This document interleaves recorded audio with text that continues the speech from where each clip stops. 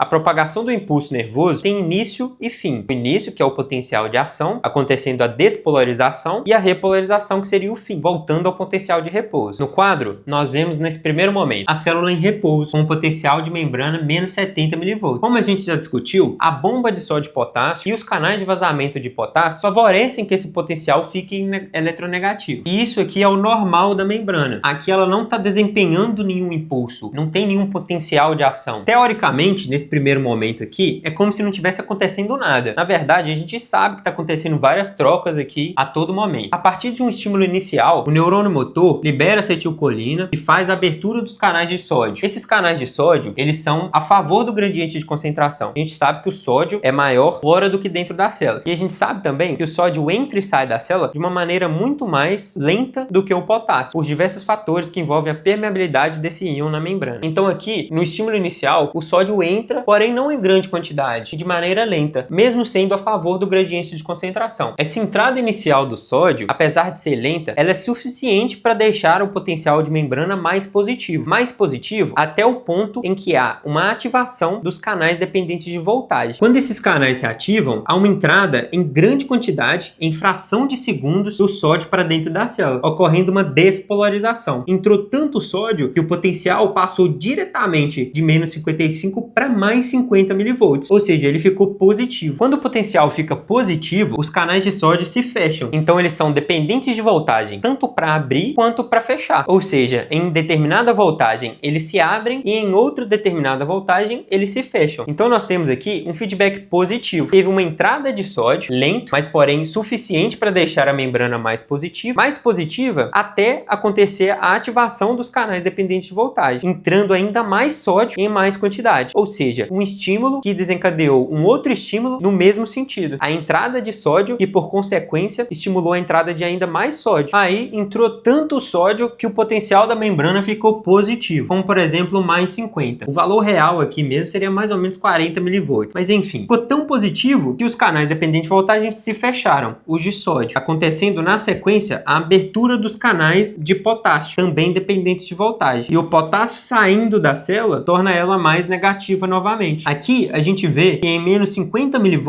já acontece a abertura dos canais de potássio, porém ela acontece lentamente, atingindo seu pico no limiar de mais ou menos mais 40 mV. E da mesma maneira que entrou muito sódio, vai sair muito potássio, voltando a célula para o limiar de repouso, que é menos 70 mV. Então no músculo esquelético, a despolarização está atrelada à entrada do sódio na célula e a repolarização à saída do potássio.